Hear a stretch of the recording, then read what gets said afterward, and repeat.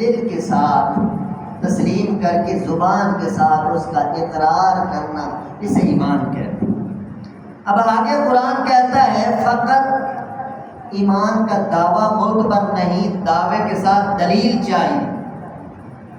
دعویٰ تو کر دیا میں مومن ہوں، میں مسلم ہوں، مردم شماری میں مسلم کے خانے میں نام مسلم لکھوا دیا، مگر قرآن کہتا ہے اِلَّا الَّذِينَ آمَنُوا، فقط یہاں پر بات ختم نہیں ہوتی، وَعَمِلُوا الصَّالِحَاتِ بھی ساتھ ہے۔ جو لوگ ایمان کے ساتھ پھر ایمان کا ثبوت دیتے ہیں، نیک اعمال کرتے ہیں، جس طرح آپ ماشاءاللہ بھی نمازی حضرات تشریف فرماؤ، اللہ کو سجدہ کیے بیٹھے ہو، عصر کے مبارک وقت کے اندر بہت بڑا فریضہ ادا کیے بیٹھے ہو، اسے عامل الصالحات کہا جاتا ہے۔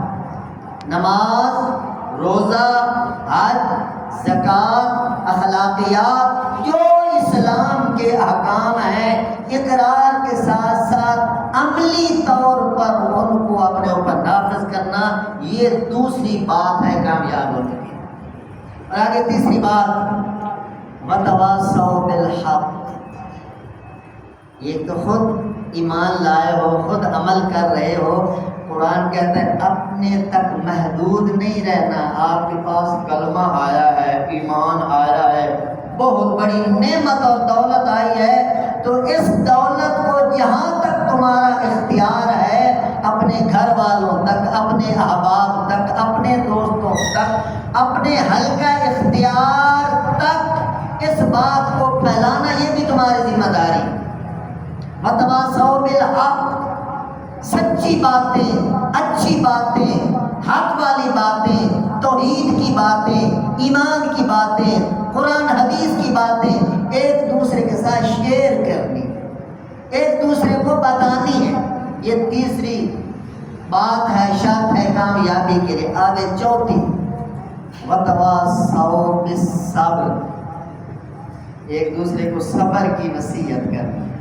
ویسے صبر وَتَوَاصَوْا بِالْحَقِّ میں بھی آ جاتا ہے، کیونکہ صبر حق کا ایک بہت بڑا پیغام ہے۔ آگے اللہ نے الگ کر کے صبر کو کیوں بیان کیا ہے؟ صبر کی اہمیت کی وجہ سے۔ انسان اکثر ناکام ہوتا ہے بے صبری کی وجہ سے۔ صبر کا دامن، حوصلے کا دامن، تحمل کا دامن، بردباری کا دامن بندہ تھام کے رکھے، نہ دنیا میں ناکام ہوتا ہے، نہ آخرت میں ناکام ہوتا ہے۔ حوصلہ وَلَمَنْ صَبَرَ وَغَفَرَ إِنَّ ذَلِكَ لَمِنْ عَزْمِ الْأُمُورِ، اللہ تعالیٰ قرآن میں فرماتے ہیں جس نے صبر کیا اور درگزر کیا، تو اللہ فرماتے ہیں یہ بڑا حوصلے والا انسان ہے، بڑے بلند ہمت کاموں میں سے بلند ہمت کام اس بندے نے کیا ہے۔ اور حضرت علی رضی اللہ تعالیٰ فرماتے ہیں اخلاقیات کا نچوڑ،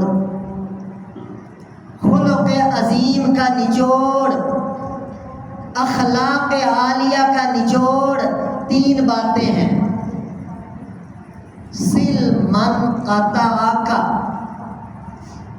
جو تم سے توڑتا ہے تو اسے جوڑ پیدا کر، پہلی بات۔ اور واعف عمن ظلمک، جو تمہارے ساتھ زیادتی کر جائے اسے معاف کر دے۔ واحسن الی من اساء الیک، اور جو تمہارے ساتھ برا سلوک کرے تم اس کے ساتھ اچھا سلوک کرو۔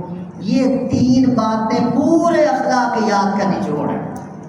اور مزے کی بات ہے، ان باتوں کو بیان کرنا بھی آسان ہے، سن لینا آسان ہے، سنا لینا آسان ہے، مگر عمل بڑا دل گردے کا کام ہے، بڑا حوصلے کا کام ہے، بہت بڑی قربانی چاہیے۔ کیونکہ یہ جو ناکر ہے انسان کی، یہ سب سے بڑا بت یہ ہے، ایک حاجی صاحب ہیں، تہجد گزار ہیں، شب دار ہیں، تلاوت کرتے ہیں، سارے نیک اعمال کرتے ہیں، مگر انا کی قربانی دینی میرے دوستوں سب سے بڑی مشکل ہے۔